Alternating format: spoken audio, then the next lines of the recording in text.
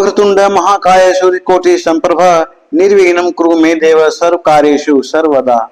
त्वमेव माता च पिता त्वमेव, त्वमेव बन्धुश्च सखा त्वमेव, त्वमेव विद्या द्रविणं त्वमेव, त्वमेव सर्वं मम देव देव। हे प्रभु, ज्ञानहीन, भक्तिहीन और कर्महीन होने के बावजूद आपके कथा का रसास्वादन खुद करते हुए आपके भक्तों को भी आपके जीवन कथा का रसास्वादन कराने हेतु धर्म पथ पे अग्रसर हूं। आप अपनी कृपा सभी भक्तों पे बनाए रखना। जय श्री राम। आज हम जनकपुर की ओर चलेंगे, जहां राजा जनक के महल में यज्ञ हो रहा है। लेकिन इसकी पहली संध्या में क्या घटी थी उस पर चर्चा करते हैं। जब राम लक्ष्मण दोनों भाई विश्वामित्र मुनि के लिए पुष्प लाने के लिए गए थे, तो राम के साथ अपने जीवन की पहली घटना घटी थी, जो हमेशा हमेशा के लिए मानस पटल पर प्रिंट हो गया, छप गया, अस्थायी रूप से रह गया और वही उनके जीवन संगनी के रूप में भी रह गई। जब वो पुष्प वाटिका में गए थे तो राम के नजर माता सीता पर पड़ी थी और माता सीता और राम के दोनों का चक्षु का आमना सामना वही हो गया था।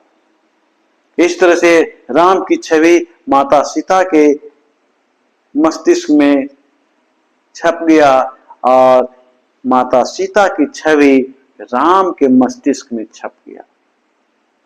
पुष्प लाने के बाद, दिन का समय बीतने के बाद, शाम के समय में जब आसमान में पूर्ण चंद्रमा दिखाई देने लगा, तो राम खड़े खड़े उस चांद की ओर देखते हैं। जैसे आज के युवक लोग कहते हैं ना कि एक चांद तो गगन में है और एक चांद धरातल पर है, और अपने प्रेमिका को खुश करने के लिए यहां तक कह देते हैं कि उस चांद में तो दाग है, मेरे प्रेमिका में तो दाग ही नहीं है।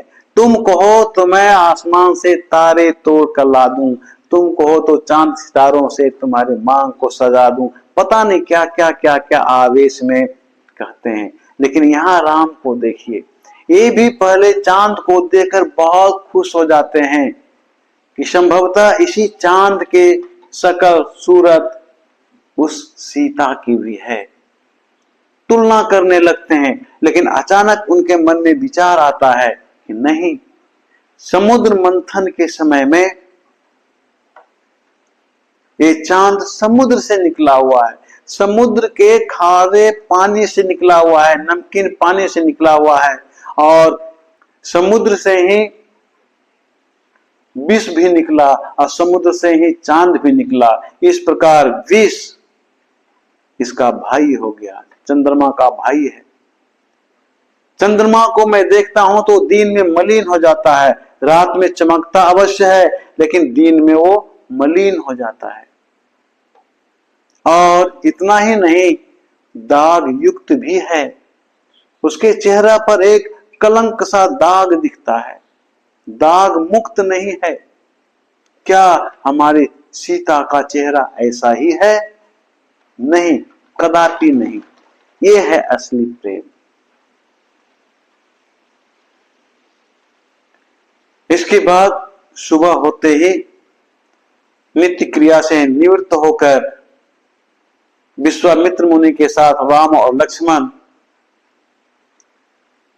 राजा जनक के द्वारा भेजे गए लोगों के साथ राजा जनक के महल में पहुंचते हैं। पहुंचने के बाद वहां एक से एक राजा बैठे हुए नजर आते हैं। विश्वामित्र मुनि और राम लक्ष्मण दोनों को जगह दी जाती है।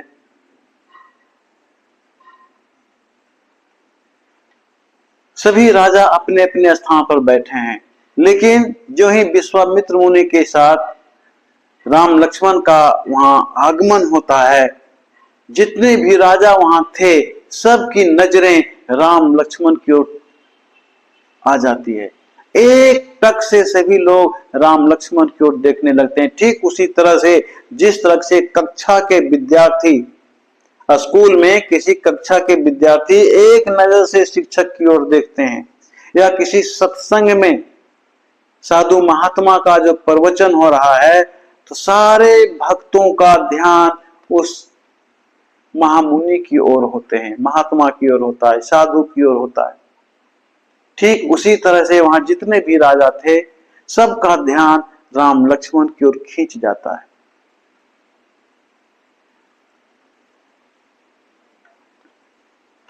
लेकिन जितने भी राजा वहां रहते हैं सबके अंदर का विचार अलग अलग होता है। कोई राम को लक्ष्मण को क्षत्रिय रूप में देख रहे हैं, कोई राम लक्ष्मण को एक ब्राह्मण के रूप में देख रहे हैं, कोई राम लक्ष्मण को एक युवक के रूप में देख रहे हैं, कोई राम लक्ष्मण को दूध पीते हुए बच्चे के रूप में देख रहे हैं। तो स्त्रियां लोग प्रेम बस राम और लक्ष्मण को एक कुशल युवक के रूप में देख रही हैं। एक कुछ स्त्रियां लोग जो होती है राम लक्ष्मण को अपने बालक की तरह देख रहे हैं।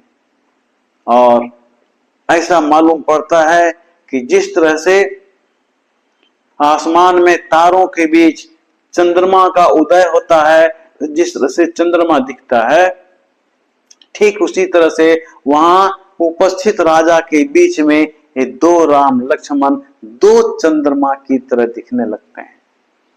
सबसे अलग, चेहरा पे शांति, प्रसन्नता, मुस्कुराहट, एक कांतिमय चेहरा, शांत स्वभाव, श्याम शरीर, गौर वर्ण शरीर, पीतांबर पहने, तीर धनुष, कोमल होते हुए भी क्षत्रिय का रूप, क्षत्रिय होते हुए भी ब्राह्मण की तरह दिखना। यहां पर तुलसीदास जी कहते हैं कि जितने भी राजा वहां मौजूद थे सबका अलग अलग नजरिया था, और अलग अलग नजरिया होने के कारण राम लक्ष्मण उसको अलग अलग रूप में दिख रहे थे। तुलसीदास यहां लिखते हैं कि राज समाज विराजत रूरे, उडगन मह जनु युग विधु पूरे, जिनके रही भावना जैसी, प्रभु मूरत तिन देखें तैसी। वहां जितने भी राजा जनक के महल में राजा विराजमान थे, जो अलग अलग जगहों से आए हुए थे, सबके अलग अलग विचार हैं, सबके मन में अलग अलग भावना है, और जिनकी जैसी भावना है श्री राम उनको उसी रूप में दिखाई दे रहे हैं। किसी को वीर योद्धा, किसी को कोमल ब्राह्मण, किसी स्त्री को बालक रूप, तो किसी युवतियों को एक युवक, उसी तरह से दिख रहे हैं जिस तरह से आसमान में तारों के बीच में चंद्रमा दिखता है। यहां राजा रूपी तारों के बीच में दो दो चंद्रमा दिख रहा है। इसी बीच छल से, कपट से, धोखा से राक्षस भी राजा का रूप बनाकर राजा जनक के महल में राजा के बीच में बैठा हुआ है। लेकिन राक्षस का सोच तो कभी शुभ हो ही नहीं सकता, कभी अच्छे हो ही नहीं सकते। यही परिणाम था कि राक्षस को राम और लक्ष्मण प्रत्यक्ष काल की तरह दिख रहा था, मृत्यु की तरह दिख रहा था कि तो समा साक्षात मेरा मृत्यु है। इस तरह से जिसके मन में प्रेम है वो राम लक्ष्मण को इस तरह से देख रही थी कि जैसे मानो श्रृंगार जो होता है ना, श्रृंगार, वो खुद श्रृंगार करके आया हुआ है। और राजा जनक के जितने भी सगे संबंधी थे उनको राम लक्ष्मण कैसे दिख रहे थे? उनको राम लक्ष्मण राजा के अपना संबंधी, अपना रिलेटिव की तरह दिख रहे थे। जिनका जिसका जैसा जैसा सोच है उस तरह से दिख रहा था। जैसे आज भी अगर आप शादी विवाह में चले जाते हैं और दोनों पक्ष के लोग नहीं आपको जानते,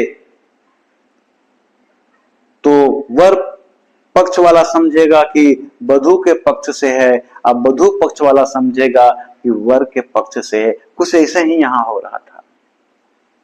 सबके अलग अलग विचार थे। हम भी कुछ कम नहीं हैं, हमारे साथ भी कुछ वैसा ही होता है। जब हम मंदिर में जाते हैं तो मूर्ति को देखते हैं, देवी या देवता को नहीं देखते। अभी दुर्गा पूजा का माहौल है, हर जगह जगह पंडाल बन रहा है, माँ की मूर्तियां बनाई जा रही है। हम लोग घूमते हैं तो क्या, हम लोग घूमते हैं देखते हैं तो क्या कहते हैं, ये माँ का मूर्ति बहुत सुंदर दिख रहा है, वो माँ की मूर्ति बहुत सुंदर था, वहां का कपड़ा बहुत अच्छा था, वहां का पंडाल अच्छा था तो मूर्ति उतना अच्छा नहीं था, वो माँ की आंखें बहुत सुंदर बनाई हुई थी, वो माँ का चेहरा तो बिल्कुल जीवंत दिख रहा था। हम मूर्ति को देख रहे हैं, माँ की आंखों को देख रहे हैं, उनके प्रत्यक्ष रूप को देख रहे हैं। हम भावनात्मक नहीं देख रहे हैं, भक्ति भाव से नहीं देख रहे हैं। क्या हम कभी अपने माँ के बारे में बोल सकते हैं मुंह पर कि माँ तुम्हारी आंखें बहुत सुंदर है, माँ तुम्हारे ओठ बहुत सुंदर है, माँ तुम्हारा चेहरा बहुत सुंदर है? डांट मिल जाएगा, हिम्मत ही नहीं होगा बोलने का। मन में आप रख सकते हैं।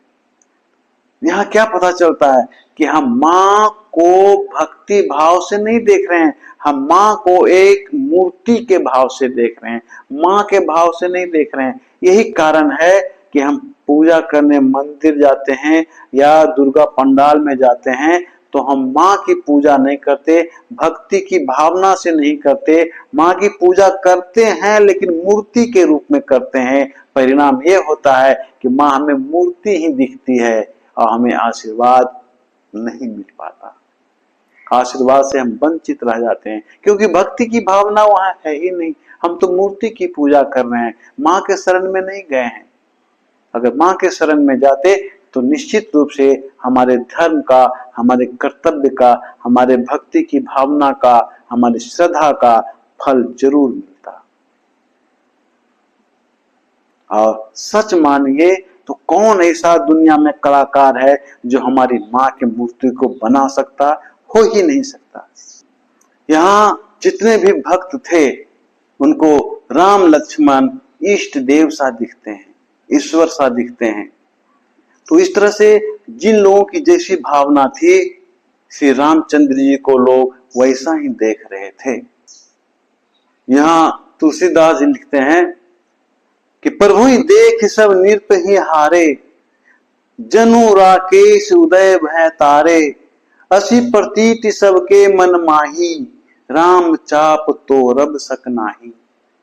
यहाँ जितने भी राजा बैठे हुए थे राम लक्ष्मण को देखते ही सबके मन में हार की भावना समा जाती है कि युवक तो दिखता है, किशोरावस्था जैसा दिखता है, अभी किशोरावस्था से जवानी की ओर बढ़ रहा है, लेकिन शायद ये ताकतवर कम नहीं है। जिस तरह से चंद्रमा के निकलने से तारे प्रकाशहीन हो जाते हैं, ठीक उसी तरह से राम लक्ष्मण के आने से सभी राजे वहां पर जो मौजूद थे वो निराश हो जाते हैं, हतोत्साह हो जाते हैं। जिस तरह से सूरज के निकलने से चंद्रमा अपना प्रकाश, अपना छवि मलिन कर लेता है, मलिन दिखने लगता है, ठीक उसी तरह से राम लक्ष्मण के पहुंचने से जितने भी राजा मौजूद थे उनका चेहरा निराश से भर जाता है। उनका चेहरा बताता है कि वो हार चुके हैं।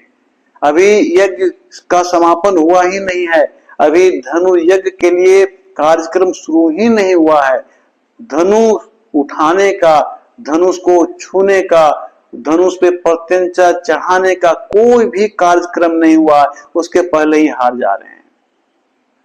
यहाँ चंद्रमा के मलिनता पर हमारे देश के महाकवि हरिवंश राय बच्चन और फिल्म इंडस्ट्री के महानायक के पिता एक बहुत ही सुंदर कविता लिखा है। चंद्रमा के सामने सूरज की उपस्थिति को देखते हुए उन्होंने वर्णन किया है, आ रही रवि की सवारी, कि जब सूरज की सवारी आती है तो चंद्रमा का क्या होता है। आ रही रवि की सवारी, नव किरण का रथ सजा है। सूरज का नए नए किरणों का रथ सजा है, कली कुसुम से पथ सजा है, बादलों से अनुचरों ने स्वर्ण की पोशाक धारी, आ रही रवि की सवारी। बिहद बंदी और चारण गा रहे हैं कीर्ति गायन, छोड़कर मैदान भागी तारकों की फौज सारी, आ रही रब की सवारी। चाहता हूं उछलूं विजय कह, पर ठिठकता देख कर यह, रात का राजा खड़ा है राह में बनकर भिखारी, आ रही रब की सवारी। कितना सुंदर इन्होंने व्याख्या किया। सूर्य के सामने चंद्रमा के स्थिति को देखते हुए हरिवंश राय बच्चन ने बहुत सुंदर छवि प्रस्तुत किया है। इस प्रकार यज्ञ में आए जितने भी राजा थे लगभग सबको ये विश्वास हो गया कि धनुष कौन तोड़ेगा, और इसी कारण सभी राजा मन ही मन हार मान लेते हैं। आपने पढ़ा होगा कि मन के हारे हार हैं, मन के जीते जीत। जो मन से हार गया, जिसको मन हरा दिया, वो तो कभी जीत ही नहीं सकता। हमें मन को काबू में रखना है। मन के हारे हार, जिसको मन हरा दिया है पहले से कि तुम जीत नहीं सकते, वो तो हार गया। वो तो युद्ध लड़े बिना हार गया, वो तो बिना कार्य किए हुए हार गया। मन के जीते जीत। लेकिन जिसको मन ने जीत हासिल कर दी, जिसने मन पर जीत हासिल कर लिया, वो अपने कर्तव्य पे हासिल कर लिया, वो अपने कर्मों पर जीत हासिल कर दिया। इसलिए कहा गया मन के जीते जीत हैं, मन के हारे हार। अगर मन से आप हार गए तो हार गए, मन से अगर आप जीत गए तो फिर आप सफल हो गए। यहाँ जितने भी राजा हैं वो मन से हारते जा रहे हैं केवल राम लक्ष्मण को देखकर। उनका कहना है कि हम लोग सफल नहीं हो सकेंगे। जिसने एक से एक राक्षस को मारा वही इस धनुष को उठा सकेगा, वही इस धनुष को तोड़ सकेगा, वही इस धनुष पे प्रत्यंचा चढ़ा सकेगा, दूसरा कोई नहीं कर सकता। इसलिए हे राजन, चलो हम लोग सभी अपना घर चलें। मन के हार गए हैं, वो मन ने उसे हरा दिया है। वो कहते हैं राजा लोग कि हम अपना यश, अपना तेज, अपना प्रताप, अपना बल क्यों गवाएं, क्यों हम अपना बेइज्जती यहां करें। यहां अपमान के सिवा कुछ नहीं मिलने वाला है। लेकिन उसी सभा में कुछ ऐसे भी लोग हैं जो सच में विवेकहीन हैं, क्योंकि राजा के रूप में कुछ राक्षस भी वहां मौजूद थे, राक्षस लोग भी आए हुए थे। तुलसीदास लिखते हैं यहाँ पे कि बिनु भंजे हो भव धनुष विशाला, मेले सिय राम उर्माला, अस विचार गवनऊ घर भाई, जसु प्रताप बलु तेज गवाई। जो मूर्ख हैं, जो विवेकहीन हैं, जो मूर्ख होता है ना, जो विवेकहीन होता है, उसको अपने सम्मान का चिंता नहीं होता। एक चोर को कितनों पिटाई कर दो, कितनों बेइज्जत कर दो, भरी सभा में चोरी करना नहीं छोड़ेगा, क्योंकि उसके मन में सम्मान की भावना है ही नहीं। वो जानता ही नहीं कि सम्मान क्या होता है, बेइज्जती क्या होती है। लेकिन एक इंसान को अगर शब्द का दूसरा रूप प्रयोग करो तो एक शब्द का दो अर्थ निकालने लगेगा। मुझे अच्छा कहा कि बुरा कहा, और उसे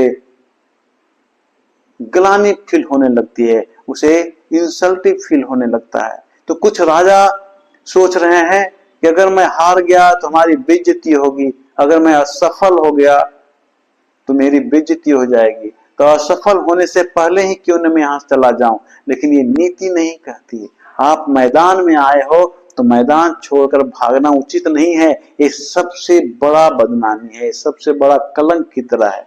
अगर आप मैदान में आए हैं तो आप जीते या हारें, लड़ाई लेकर जानी चाहिए। इसलिए कुछ राजा समझाते हैं कि अपमान सम्मान की बात नहीं है। मैं देखता हूं कि बिना धनुष उठाए सीता की शादी राम के साथ कैसे होता है। लेकिन कुछ राजा समझाते हैं कि हमारा सम्मान ही प्राण है, हमारा सम्मान ही धन संपत्ति है, हमारा सम्मान ही सब कुछ है, हम इसे गंवा नहीं सकते। इस तरह से राजाओं में आपस में तू मैं शुरू हो गया।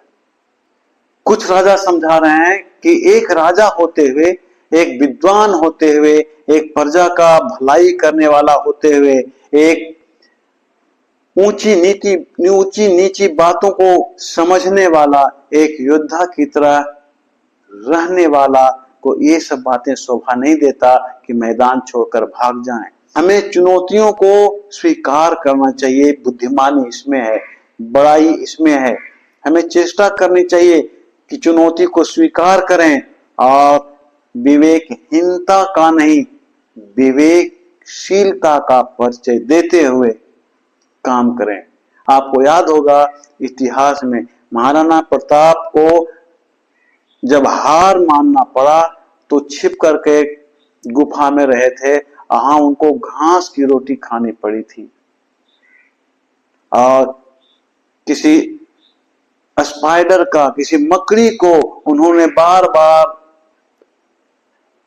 जाल बनाने के लिए प्रयास करते हुए देखा तो उनके अंदर फिर से हिम्मत जाग गई, फिर से ताकत आ गई और उन्होंने लड़ाई लिया और जीत हासिल कर लिया। इसलिए हमें पहले से ही विवेकहीन नहीं हो जाना चाहिए, शक्तिहीन का परिचय नहीं देना चाहिए। अलग अलग राजाओं का अलग अलग यहाँ पर विचार था, लेकिन इतना तो सत्य था कि अंदर से सभी राजा सहमे हुए थे। उसी में से एक राजा थे, सुनते सुनते उनसे रहा नहीं गया तो उन्होंने साफ शब्दों में कह दिया। यहाँ तुलसीदास लिखते हैं कि व्यर्थ मरहु जनि गाल बजाई, मन मोदकनि की भूख बुताई, सिख हमरि सुनि परम पुनीता, जगदम्बा जानहु जिय सीता। हे राजन, ऐसी बातें मत करो, उल्टी सीधी बातें मत करो। ये दोनों युवक दशरथ नंदन हैं, दशरथ के नंदन हैं, एक से एक राक्षसों का वध किया है। संभव है कि ये ही युवक धनुष को उठा लें, उस पर परकंचा चढ़ाएं या उसे तोड़ दें, इसमें शक नहीं है। झूठे गाल बजाने से कुछ नहीं होता। मन में लड्डू को संयोगे रखने से, मन में लड्डू को जमा करके रखने से पेट नहीं भरता, लड्डू को खाने से पेट भरता है। इसलिए उल्टी सीधी बातें मत किया करो। तुम सीता जी को साक्षात जगत जननी समझो। इस तरह से समझाने के बाद वहां जितने भी राजा थे सभी शांत हो जाते हैं और कार्यक्रम आगे की ओर बढ़ने लगता है। कुछ लोग राजा को इस तरह से भी समझाते हैं कि जो दो युवक हैं राम और लक्ष्मण दशरथ नंदन के रूप में, वो त्रिलोकी हैं। राम का संगनी ही सीता को बनना पड़े ये संभव है, लेकिन जो कार्यक्रम हो रहा है उस कार्यक्रम को तो देखना, उस कार्यक्रम में शामिल होना हमारा कर्तव्य है। जिस काम के लिए आए हैं उस काम को करना हमारा परम कर्तव्य है। इसलिए हे राजन, शांति पूर्वक, साहस पूर्वक, हिम्मत से, धैर्य पूर्वक इस कार्यक्रम को सफल होने दो। इतना कहने के बाद भी राजा शांत हो जाते हैं और राजा जनक अपना कार्यक्रम आगे बढ़ाते हैं। हम आज का कथा का विश्राम यहीं पर लेते हैं। आगे देखते हैं कि राजा जनक की सभा में, महल में, यज्ञ के दौरान धनुष का क्या होता है। लेकिन चलते चलते ये तो बोलना ही पड़ेगा। जय श्री राम।